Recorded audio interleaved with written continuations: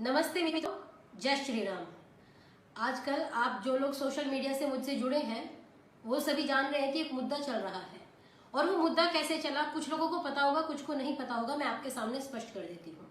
दरअसल देवी चित्रलेखा जी जो हरियाणा की रहने वाली हैं, वो एक कथाकार हैं।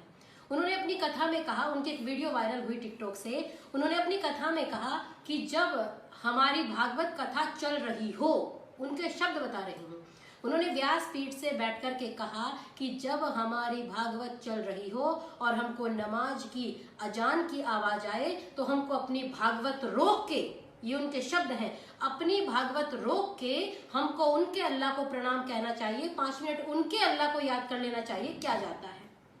जब ये वीडियो आई तो अंकुर आर्य भाई और स्वामी चिदम्बरानंद सरस्वती जी महाराज, इन दोनों लोगों ने, अंकुर भाई ने वीडियो बनाई, सत्य सनातन यूट्यूब चैनल है तो उनका बहुत वायरल हो गया। उसके बाद स्वामी चिदम्बरानंद जी महाराज वगैरह ने बहुत विरोध किया कि ये गलत है और हम सब भी विरोध में आए।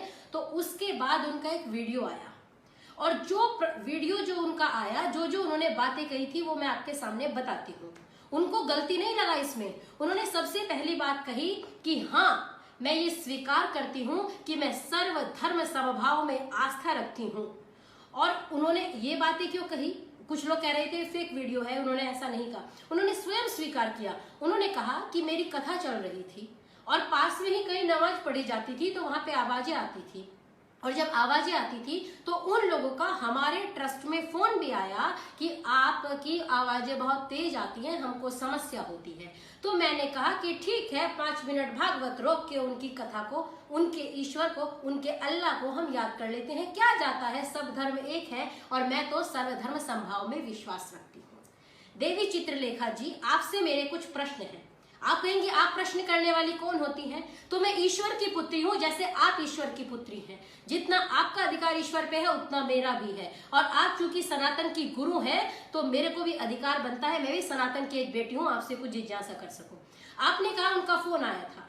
आप ये बताइए, नमाज तो रोज पढ़ी जा रही थी, आप एक बार ये कहती, आप तो सर्वधर्म संभाव में विश्वास करती हैं, आप हाथ जोड़ती और उनसे कहती नहीं भैया आप आज मत पढ़िए ना, आप भी आइए, सब बैठ के कृष्ण जी को सुनते हैं, सब एक ही तो है, सब धर्म एक ही तो है। जो कृष्ण ने कहा वही अल्लाह कह रहे हैं, आपका ही कहना है। तो आप ये बताइए आपने उन्हें बुला क्यों नहीं लिया? दूसरी बात, आप अगर चलिए नहीं बुला पाई, मैं मानती हूँ, आपको क्या करना था? आप ये कहती भैया नमाज पढ़ लो, आज माइक रहने तो, आज हम लोग कथा कर रहे हैं, आप नमाज पढ़ के आओ, हमारे यहाँ भी कथा में आके बैठ जाना। लेकिन आप ऐसा नहीं कर पाई। क्यों? क्योंकि आपको पता है कि वो आपकी बात नहीं सुनते, और अगर नहीं सुनते, आपको पता है कि वो स्वीकार नहीं करते, लेकिन उसके बाद भी आपने कहा नहीं नहीं मैं सर्वधर्म संभाव में विश्वास करती हूँ। तो देवी जी, आप भागवत के मंच से बैठ करके, आपको भागवत करने बुलाया गया है, किसी और मजहब की कथा करने नहीं बुलाया गया। आपको पैसे भागवत के दिए जा रहे थे, किसी और मजहब के गुणगान करने के लिए नहीं दिए जा रहे थे। तो अगर आप व्यासपीठ पे बैठ के किसी और मजहब का गुणगान कर रही हैं तो मुझे ये बताइए, सभी लोग, आप सभी देखने वाले सुनने वाले लोग बताइए, क्या व्यासपीठ की मर्यादा यही है कि आप किसी भी मजहब का गुणगान करें? आप व्यासपीठ की मर्यादा बताइए। और जब सर्वधर्म संभाव में विश्वास रखती हैं तो चलिए फिर आपके साथ हम भी चलते हैं, अन्य मजहबों के धर्म स्थलों में चलेंगे और वहां जाकर के आपकी कथा को सुनेंगे और सुनाएंगे। अगर नहीं कर सकती तो फिर हमको ये घुट्टी पिलाना बंद कीजिए। क्यों? क्योंकि आप लोग महलों में रहते हैं, कभी धरातल पे उतर के देखिए समस्या क्या हो रही है। दूसरी बात, आपने कहा कि चैतन्य महाप्रभु जब थे उन्होंने कहा कि कोई धर्म नहीं, सबसे बड़ा वो व्यक्ति है जो सबको प्रणाम करना जानता हो। तो देवी जी, आप एक बात बताइए, सबको प्रणाम करने का आपने कहा है, क्या अजमल कसाब को प्रणाम करें, अफजल गुरु को प्रणाम करें, जो अभी कुत्ते की मौत मारा गया, उस आतंकवादी दुष्ट जिसने हमारे सैनिकों को भी बलिदान होना पड़ा, उस नायकों को प्रणाम करें? आप ये बताइए, सब में किस किसका दायरा है? गो भक्षकों को प्रणाम करें, जो गाय को काट के खाते हैं उनको भी प्रणाम करें, जो गाय का अपमान करते हैं, केरल में 20 सड़क पे गाय काटी, उनका भी सम्मान करने लग जाए। किस किसका सम्मान करेंगे हम? क्या सबका? आपने कहा सबका सम्मान करो। आप ये बताइए, जब चैतन्य महाप्रभु हुए, आपने फिर रामायण का उदाहरण दिया कि रामायण में कहा सबको समान दृष्टि से देखिए, आपने भगवत गीता का उदाहरण दिया कि कृष्ण जी ने कहा सबको समान दृष्टि से देखिए। मुझे एक बात बताइए, आप तो इतनी बड़ी कथाकार हैं, आपने कहा शास्त्रों की बात कर लेते, आइए मैं आपसे शास्त्रों की बात करती हूँ। अगर शास्त्रों की बात है, आप ये बताइए, जब रामायण थी, महाभारत हुआ और चैतन्य महाप्रभु हुए, तब धर्म कितने थे बताइए जरा? क्या सनातन के अलावा कोई था इस सृष्टि पे? हमने रामायण देखी, हमने तो कोई और देखा ही नहीं, केवल एक ही धर्म है सबका, वैदिक धर्म, सत्य सनातन वैदिक धर्म है। सभी आर्यपुत्र का संबोधन कर रहे थे, पूरी रामायण आप सबने देखी होगी। और अगर सब एक थे, एक ही धर्म था, तो उन्होंने कहा सबको समान दृष्टि से देखो। अब एक मेरी आपसे प्रश्न है, जब श्री राम जी को, मर्यादा पुरुषोत्तम श्री राम जी को विश्वामित्र लेने आए थे, तो उन्होंने कहा था कि मेरे यज्ञ करने में कुछ राक्षस विघ्न डालते हैं, तो आप आइए और उन राक्षसों को भगाइए, ताकि मैं आसानी से बैठ करके यज्ञ कर सकूं, आराम से यज्ञ कर सकूं, राक्षस विघ्न न डाले। तब श्री राम ने एक प्रतिज्ञा की थी कि निशिचर हीन करऊं मही, भुज उठाए प्रण की नहा, मैं इस पृथ्वी को राक्षसों से विहीन कर दूंगा, मैं ये भुजा उठा करके प्रतिज्ञा करता हूं। आपने ये क्यों नहीं बताया? उस समय राक्षस दूसरे थे, आज राक्षस दूसरे हैं। समय वही है, बात वही है, उन्होंने भी उन राक्षसों का नाश किया था। अगर राम जी सर्वधर्म संभाव की घुट्टी आपसे पढ़े होते, तो मर्यादा पुरुषोत्तम श्री राम 7 समंदर पार जाके रावण को उसकी औकात बता के नहीं आते, जिसने माता सीता पे गलत दृष्टि डाली। आप बताइए किस सर्वधर्म संभाव की बात कर रही हैं? आपने कहा भगवत गीता, भगवत गीता मैंने भी पढ़ी है, मेरे सामने रखी है, वेद भी रखे हैं, जिसका प्रमाण देंगे उस प्रमाण से मैं आपसे बात करूंगी। आपने कहा भगवत गीता में कहा सबको समान दृष्टि से देखो। मैं भगवत गीता को पढ़ती हूँ और मैंने पूरा अध्ययन किया है, आप आए तो बात कर सकते हैं भगवत गीता पे बैठ के। भगवत गीता में मैंने पढ़ा, जब अर्जुन ने कहा कि मैं नहीं लड़ पाऊंगा, भैक्षमपि हलोके, अगर मैं अपने गुरुओं को ना मारूं, गुरुन आहत्वा ही महानुभावा यच्छ्रेयो भक्षुम भक्षमपि हलोके हत्वार्थ कामास्तु गुरु न्यैव भुंजीय भोगा रुधिर प्रदिग्धान। उसने कहा मैं अपने गुरु को नहीं मारूंगा। महाभारत के युद्ध में जब सब खड़े हैं, उसने कहा मेरे गुरु लोग हैं, मैं कैसे लड़ूंगा? तो मेरे को अगर इनको ना मार के मुझे भिक्षा भी मांगनी पड़े तो भी मैं ये हथियार नहीं उठाऊंगा, मैं अपने अस्त्र नहीं उठाऊंगा। तब श्री कृष्ण ने उसको कहा था कि अगर लड़ेगा, अगर संघर्ष करेगा और विजयी होगा, तो तुझे लोग सम्मान करेंगे कि एक योद्धा का कर्तव्य था मैदान में डटे रहा, तू डटा रहा। और श्लोक की पंक्ति है, स्वधर्मे निधनम श्रेयः परधर्मो भयावह, अपने धर्म में मर जाना भी श्रेयस्कर है। एक शब्द से आप ये समझी नहीं, स्वधर्मे निधनम श्रेय का मतलब समझाइए, आपकी स्वधर्मे निधनम श्रेय किस लिए आया?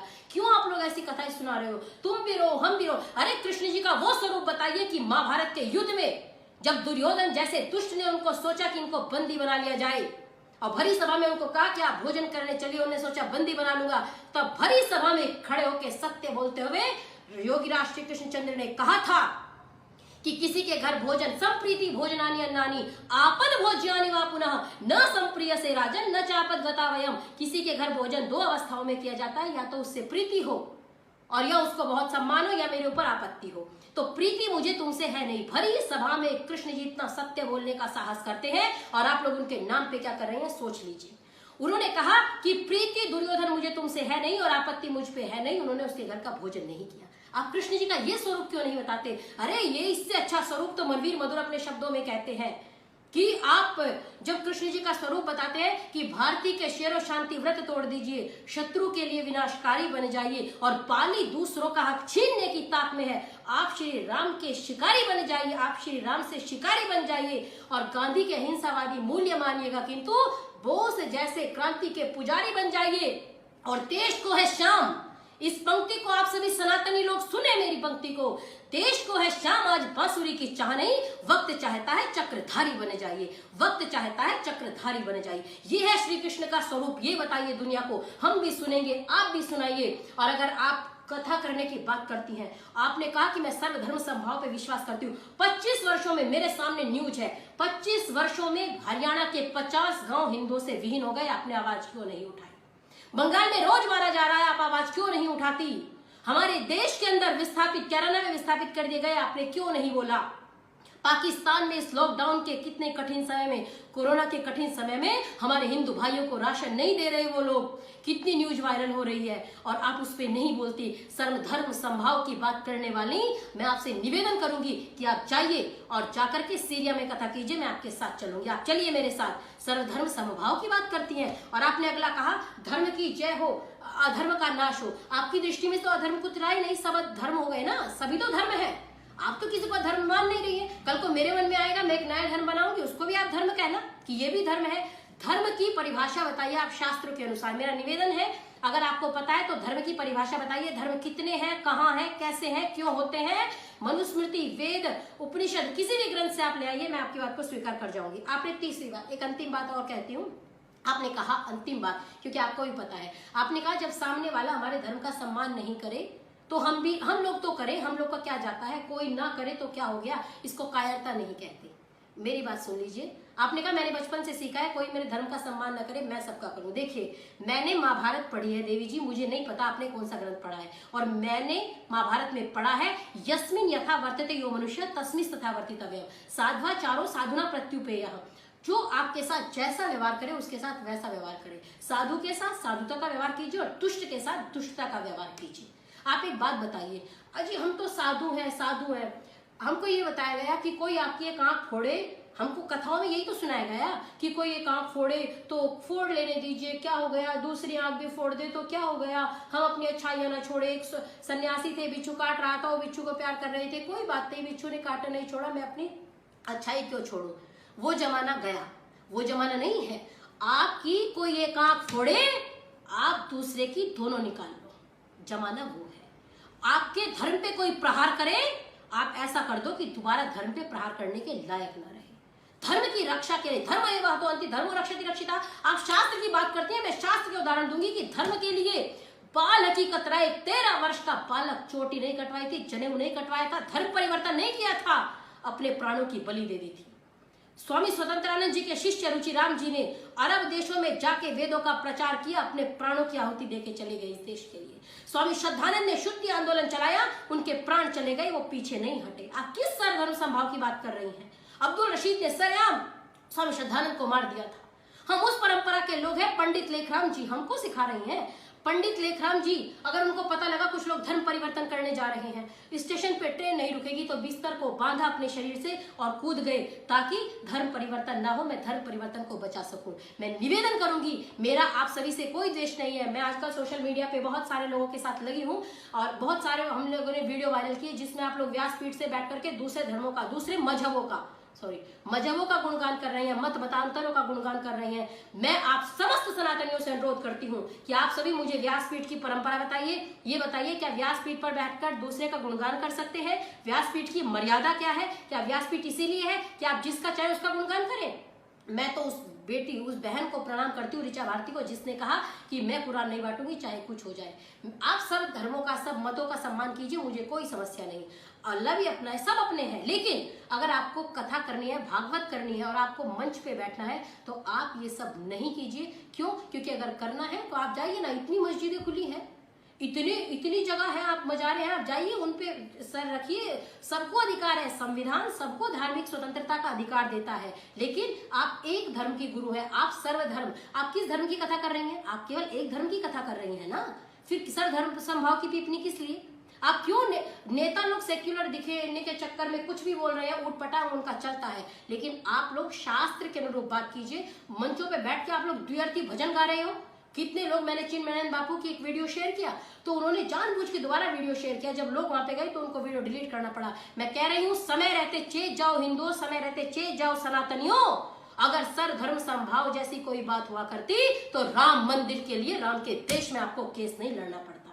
अगर ऐसी कोई बात होती तो राम के अस्तित्व का आपको प्रमाण नहीं देना पड़ता कि हमारे राम जी हुए थे। समय रहते चेत जाइए, व्यक्ति के पूजक मत बनिए, सनातन के जागरूक पुरोहित बनिए। वेद कह रहा है कि वयम राष्ट्र जागृया पुरोहिता, हम राष्ट्र के जागरूक पुरोहित बने। और निश्चित रखिए, ये खामोश मिजाजी आपको जीने नहीं देगी। ये पंक्ति कह के वाणी को विराम दूंगी। जागिए, परिवर्तन आएगा, परिवर्तन लाएंगे। फंडिंग हो, चाहे मुद्रा का चक्कर हो, पैसे का चक्कर हो, लेकिन हम सुधार के तो रहेंगे।